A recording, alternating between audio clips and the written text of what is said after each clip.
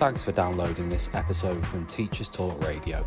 You can find the full schedule and listen back to all our shows at ttradio.org. Enjoy the podcast. Bridget, thank you so much for joining us on Teachers Talk Radio. We really, really appreciate it. A lot of teachers will be really interested to hear what you have got to say today. So I thought I'd start. What do you believe to be the three biggest issues facing classroom teachers at the moment? What do you think they are? Yeah, absolutely. And thanks very much for having me on. It's great to be able to join you, Tom.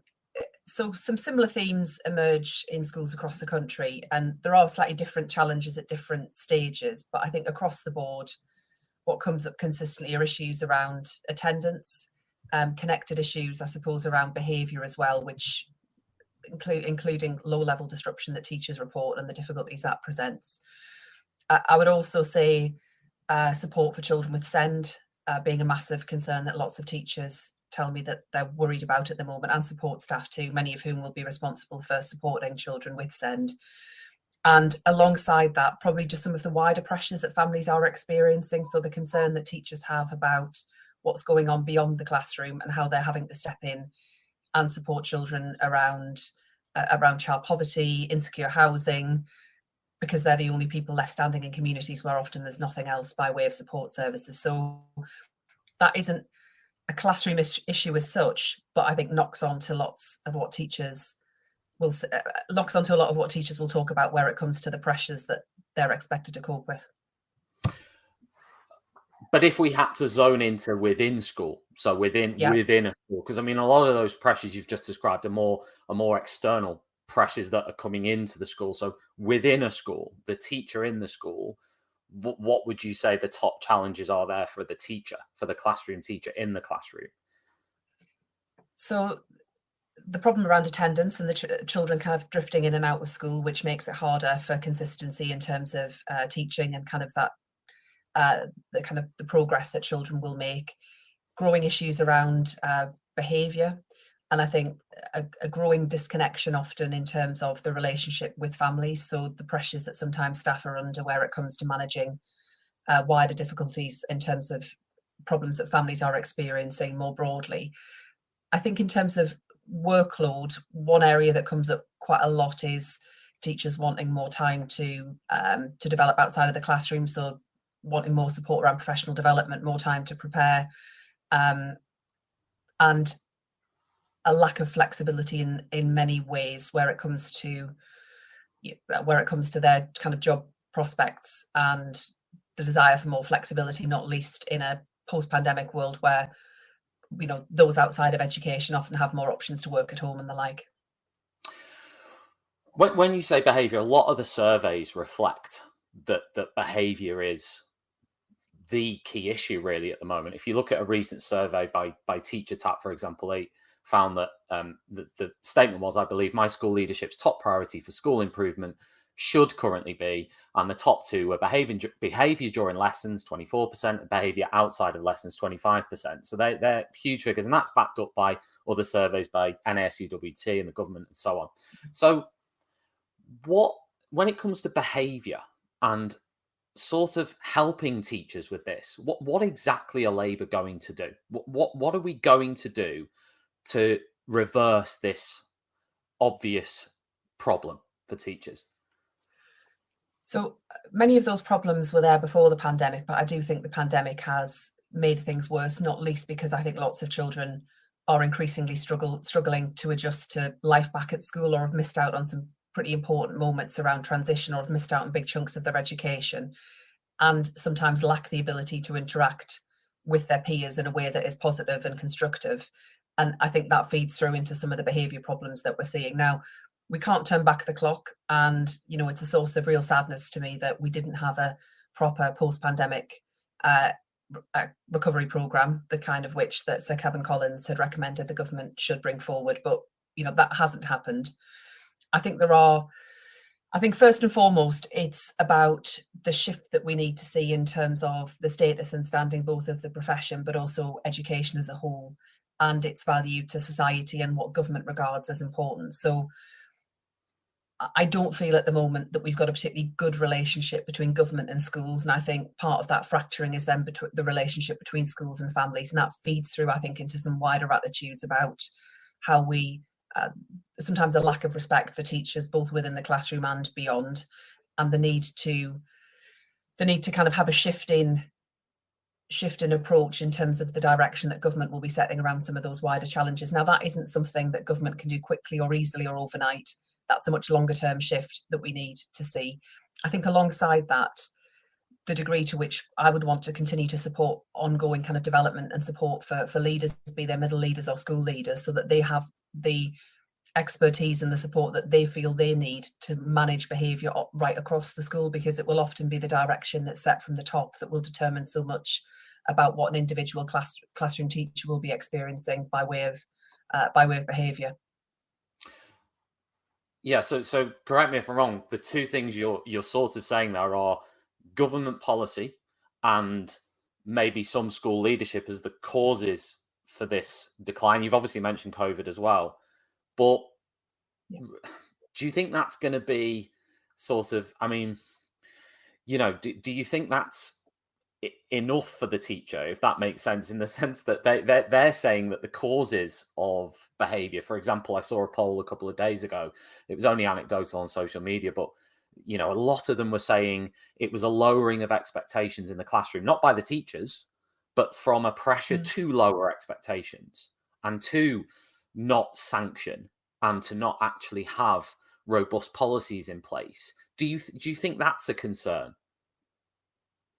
I mean, schools do need to manage behaviour, and they do need to have clear and consistent policy in terms of the approach that's taken. And I think there are two parts. There is the role for government, and then there is the role for schools overall. And the two have to work together in order to get the most effective outcomes. I would say I think part of the role for government is that reset in the relationship that I would want to deliver if I was Secretary of State between government and the profession. I think beyond that, it's also some of the wider pressures that sit around schools and families that I think if we could take some action to address, that would be beneficial all around. So that's why we've got commitments around more mental health support in our schools, why we need to make reforms where it comes to support with children, for children with special educational needs and disabilities, the commitment around breakfast clubs that we have. I think there's a lot that we can do to ease some of those pressures that are driving, I think, are causing a lot of people to consider whether they want to remain in teaching, because they're having to contend with a lot more than just the kind of core job of being a teacher. And there is a limit, I think, to what we can expect schools to do. There is also a limit to what we can expect schools to do in isolation. And we have to, I think, government has a responsibility and a role in addressing some of those wider societal pressures that I think are making the job of teachers a lot harder than need to be the case. Sticking on behaviour just a little bit longer, what should happen when a student assaults a teacher in school? What should happen in that case? Well, I would expect there to be serious consequences. It's hard to kind of speculate on a hypothetical, because the behaviour policy would, I would imagine, partly consider previous behaviour and how that fits often within a policy a school would have around escalation. But schools do have to reserve the right to exclude pupils, especially where we're talking about serious incidents such as violence, and especially where that applies to either harassment, intimidation, or violence towards school staff. Yeah, because I mean, would you say, for example, if a student punched a teacher in the face, would there be a default response to that under a Labour government, that you would say this is what should happen if a teacher gets punched in the face? Well, that is evidently extremely serious, completely unacceptable, and potentially is a criminal matter. It would, that is extremely serious. My concern is, yes, the incidents of violence that we see, I'm concerned about. What I hear a lot is about just the ongoing low-level disruption that makes it increasingly hard for teachers to teach, and the disruption that then creates for the rest of the class who want the opportunity to learn. But I would expect, it is for schools to determine their own behaviour policies. I don't think it's for the Secretary of State to micromanage from Whitehall how schools operate behaviour policies. But I would expect that any incidents were dealt with in line with the published policy where parents can see what is expected, are clear about the expectations.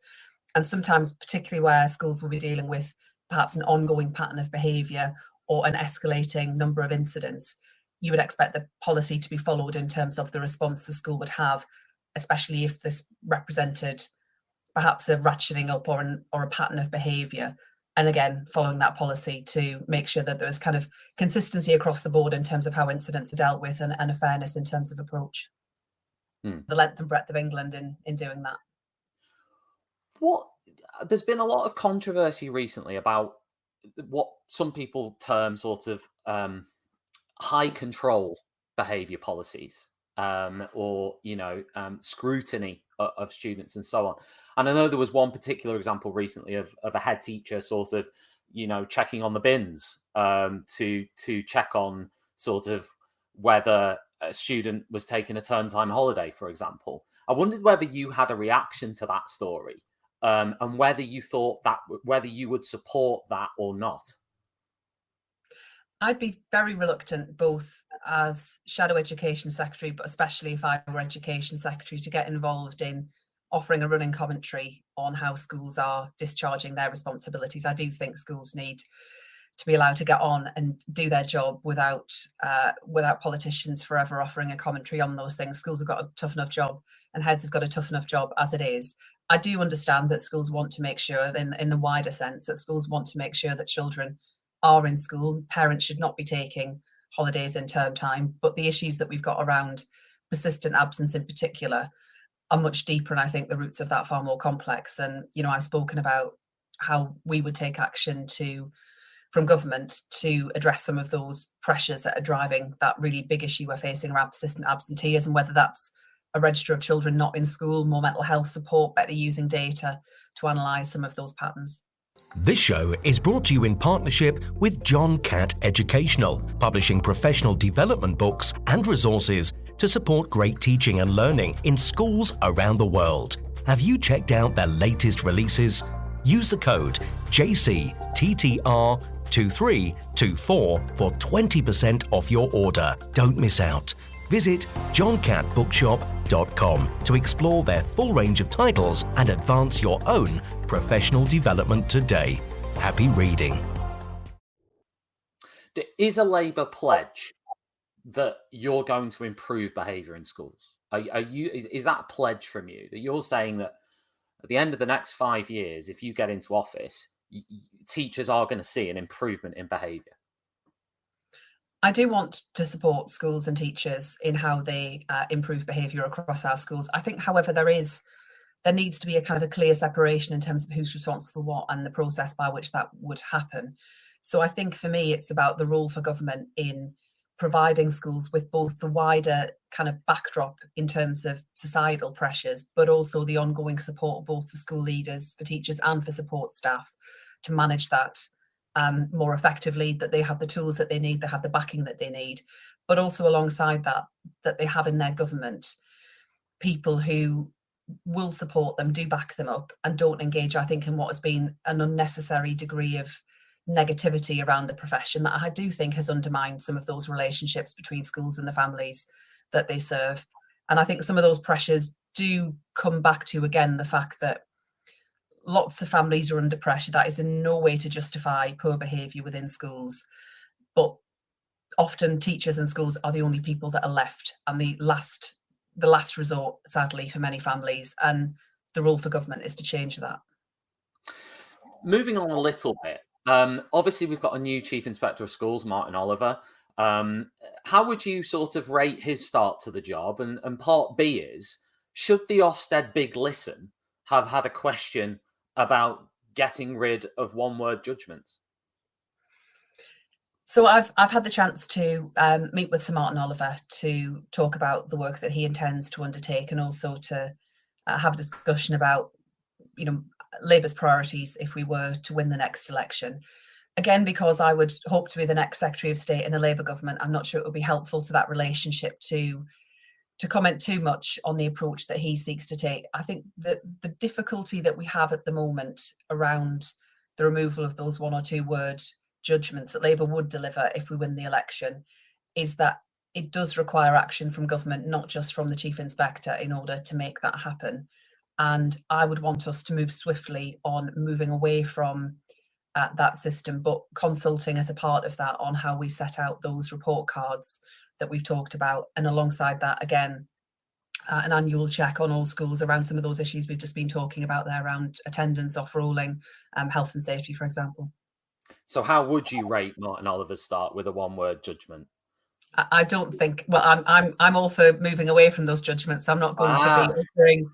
I'm not going to be offering a 1 or 2 word assessment of Sir Martin Oliver's performance. He is very new into his role. I think it is welcome that he has sought to engage with the profession and to listen. And my understanding is that will be part of a wider process that will be ongoing in the months ahead. And I think that will be an opportunity for teachers and for school leaders and for people working right across education to share their views as to what they believe needs to change. But I don't think it will be fair for me to pass judgment in whether that's 1 word, 2 words, or a slightly longer sentence at such an early stage of Sir Martin's tenure. Is there a danger with the report cards that they will almost become a sort of, almost like a replacement for the 1 word judgments, but still something that's almost like a tick box thing that's like on one sheet of paper that parents will just look at, and it's almost like, do you think there's a danger that there'll still be a lot of issues with it? Of course, whenever you seek to make big change, there are pitfalls, there are potential dangers, and that's why I would want us to take the time to get it right. There would have to be wide consultation around that, and for me, it's about how you allow for that system to identify areas for improvement, as well as recognising a school's strengths. And I don't feel that parents right now would necessarily feel that the inspection reports that are produced capture what they would want to know about what's working well within their child's school, and also where there is greater room for improvement. And I think alongside that, we need a much more effective process by which improvement is supported and encouraged. Now, that's not for Ofsted to deliver. They're not an improvement agency, but I think there is more that we could seek to do, for example, through the regional layer within the Department for Education, to encourage collaboration and drive improvement, especially in those schools that have been facing some of the greatest challenges for the longest period. Do you think that are you relaxed? Are you okay with CEOs of academy chains being paid 2.5 times what the Prime Minister gets paid? I think all CEOs, all MATs, all trusts should seek to be transparent in their financial responsibilities. And I think there is a need for greater accountability right across the system and a greater degree of transparency. And that's why, again, we've said that we would want to have trust level inspection, as well as inspection at an individual school level, given how important MATs are now in driving practice within schools. But again, I'm not going to offer a running commentary on individual salaries. With regards to, before we move on from report cards, Bridget, what was your report card like at school? Did you get a glowing report from your teachers at school? I really enjoyed school, and I worked very hard, and I got some good reports. Yes, that was. I enjoyed school, and I took it seriously. My family valued education, and I really enjoyed it, and I found subjects that I loved. I always got slightly better reports in the subjects that I particularly enjoyed, but I think that's the nature of these things, isn't it? But I did all right across the board. It is. And in terms of like the teacher who probably, you'll have had a wide range of experiences of teachers at school. So, who's the teacher who sort of inspired or helped you the most, and what did they do or not do that helped you? It always feels slightly unfair just to single out 1 or 2 people, because there are so many teachers that made an impact in my life, many of whom I'm still in touch with and I've spoken to more recently since taking on this role. I think 2 I'll mention, although I could be here all evening talking about some of the brilliant teachers that shaped my experience. The deputy head teacher at my school, who encouraged me to apply to Oxford, who was a very fierce character. We're coming back to discipline, a rather severe disciplinarian that we all were very frightened of. So when I got word in class that he wanted me to go to his office to have a chat with him, I was absolutely terrified. But the reason he did that was because he was concerned I hadn't put my name down for a trip to Oxford, and he said he expected me to put my name down and be on that trip, which was incredible. We were all really encouraged to achieve all that we were capable of. And alongside that, one of my languages teachers, I loved languages at school. She, Miss Hacker, she was then, was a brilliant languages teacher, but she was also a phenomenal rugby coach, and she got many of us girls involved in playing rugby for the first time. And again, the chance to try a new sport that I'd never done before, the chance to be part of a team. We travelled around the Northeast to do that. And some, often for children, some of their happiest memories are some of those wider experiences, not just in the classroom, but some of the wider opportunities they had to develop as individuals and to travel. So she was a big influence on me, and I'm still in touch with her today. And we chat about education and what's going on out there. Was there anything like from school where you think, I understand, I know you shadow education secretary, I get all of that, but everyone has an opinion on this. What are the things from just you being in school that you either liked or there must have been something in there where you went, as education secretary, I look back on my schooling and I want to see less or more of that happen? Was there any, what was your sort of pet peeve? What's that? There's got to be something that teachers did or that happened in school. What do you want to see less of? Yeah, I think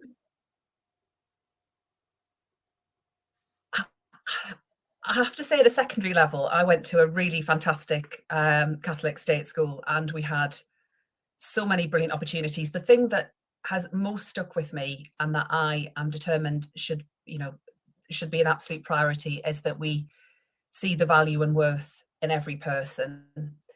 And that was very much communicated to us. There were high academic standards. They expected us to work hard and do well, but they also valued the innate dignity of every individual and wanted to support everyone to find a sense of purpose, a sense of belonging, and subjects and activities and pursuits that they loved. And that for me is what I find incredibly important. I should say as well, obviously it was quite a long time ago that I was at school, but I do have children of my own going through the state system at the moment. So I see it from a parent's viewpoint as well as from a politician's viewpoint. And I see it as a constituency MP in terms of what's going on locally, as well as, my travels around the country. So I do see it day in, day out as a parent as well as a politician.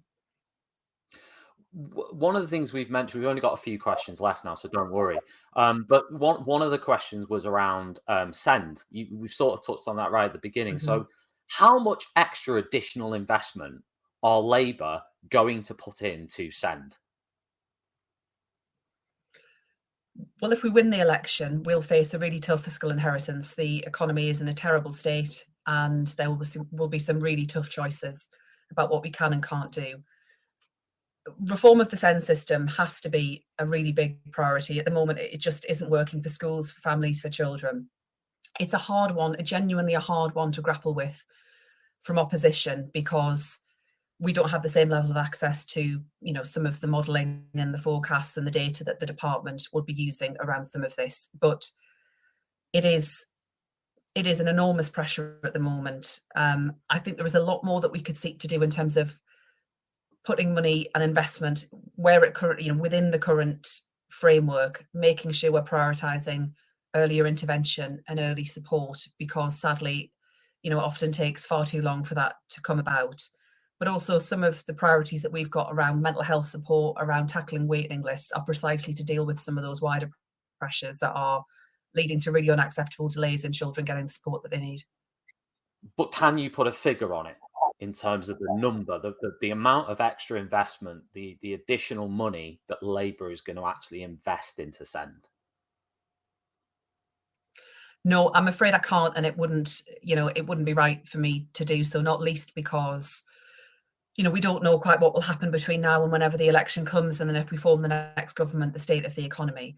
But what I can absolutely guarantee is that Labour governments always prioritise education. As Rachel Reeves was saying just at the weekend, it will be a priority for Labour, but we need to get the economy growing in order to have more money to invest in our public services. Had the economy in the last 13, 14 years grown at even the OECD average, that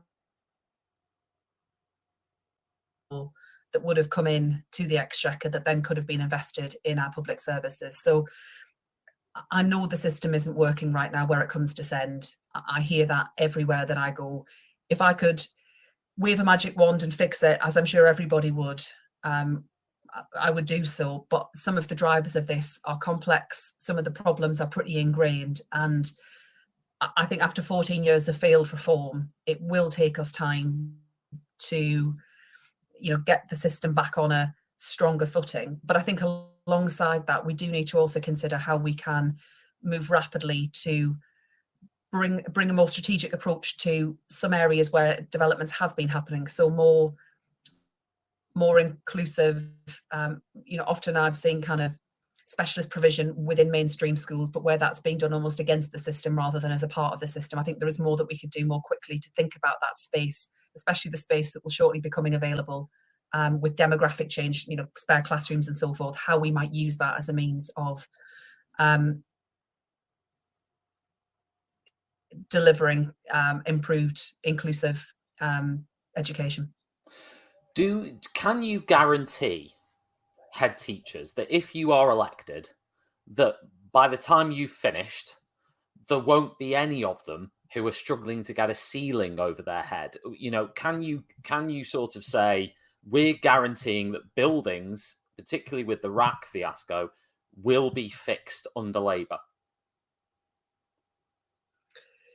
Again, I think after 14 years where we've had a failure to deliver a school rebuilding programme of any particular note within that period, I will make it it will be absolutely crucial to me that we make progress around this. Yes, it's RAC, but as you'll know, it goes way beyond that. It's asbestos, it's the wider kind of ongoing maintenance issues that schools are experiencing.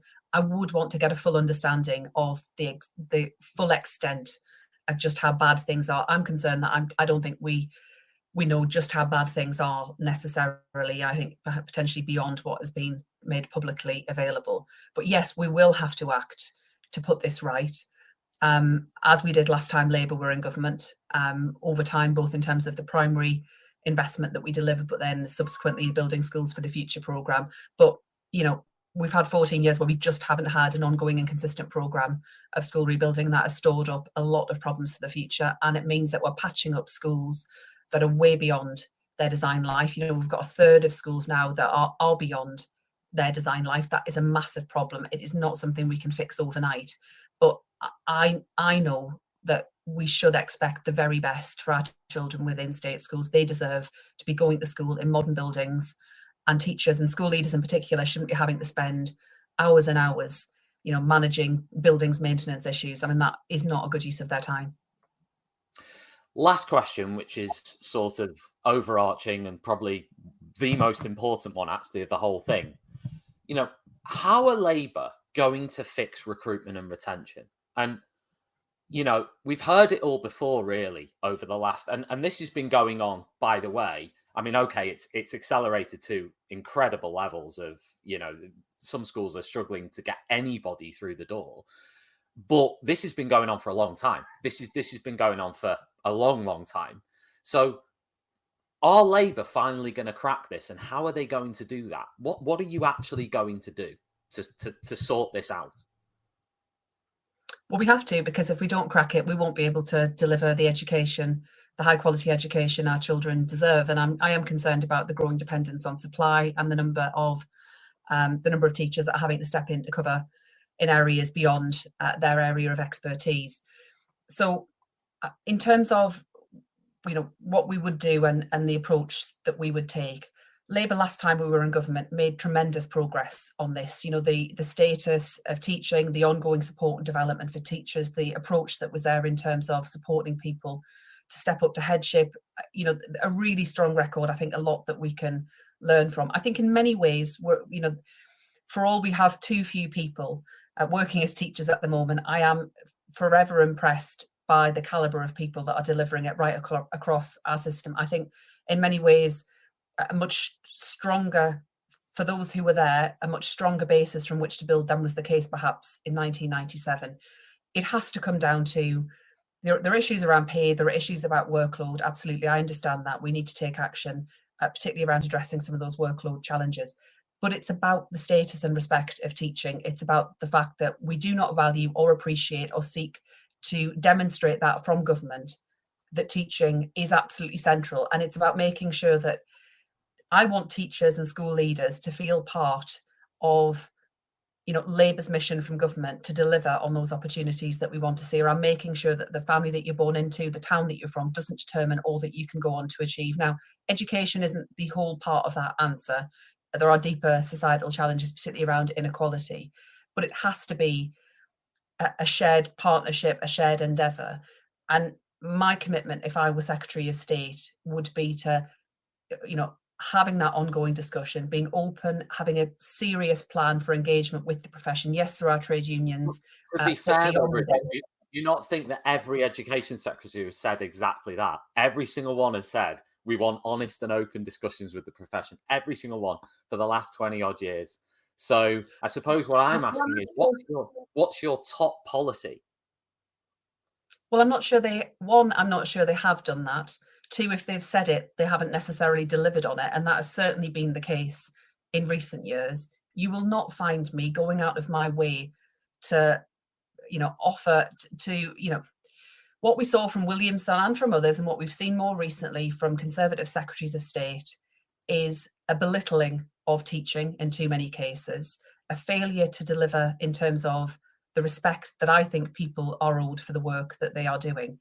I appreciate that only gets you part of the way, but I think it will be a good starting point to actually have a basic level of respect and understanding for what people are seeking to do.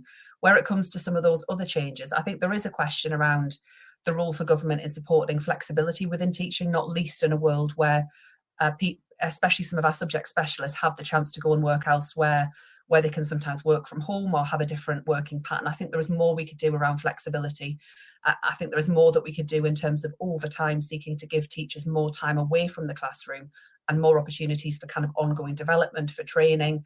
And I think also alongside that, I don't think technology is the entire answer, but I think smart use of technology as it develops, I would hope would allow us to allow teachers to focus on the important kind of face-to-face interventions and allowing technology to relieve some of that burden where it comes to administration, but also in better targeting of ongoing support. So making best use of that face-to-face teaching intervention, but also using technology to better identify need and to track progress. There's no one simple, straightforward answer. I'm not going to pretend that this is all easy or that it can be done quickly.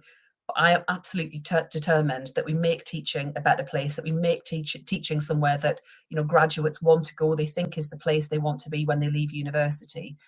And that's not where we are at the moment. But part of that, yes, it's more recruitment and we're really struggling, but it's also having a strong retention strategy, because I think unless we've got a good kind of environment around retention, we won't attract more people into teaching either. And if you had to choose between pay and working conditions, if you had to choose one of the two, and someone said, this is what you have to choose to make better, you can only choose one, which one would it be, the pay or the working conditions? Look, I understand the cost of living pressures that working people are experiencing at the moment, and I wouldn't for one second seek to underestimate that. But what I've heard again and again from teachers across the country and from many school leaders and trade unions is that it's some of those wider workload pressures that they would regard as being more important where it comes to keeping people in the profession and encouraging people in. Of course, I understand at the moment, pay in the middle of a cost of living crisis. I understand the pressures that people are under, but I've been struck by how many people in the profession have emphasised the wider changes they want to see that actually go beyond pay. Especially, I would say newer entrants to the profession who are finding it a pretty tough adjustment. So conditions. That's what people, that is, I think that is, yes, I do think. Yeah, if you had to choose. Last one on pay. Currently, what is an ECTY, a newly qualified teacher outside of London? What do they start on? as a salary? So my understanding, I haven't looked at the pay scale more recently. My understanding is that we're shifting towards the 30,000 mark. I'm not sure if that's come into effect just yet. And on pay, just to be clear as well, I mean, Labour and government did secure real terms pay increases for teachers. That was a part of the changes that we made.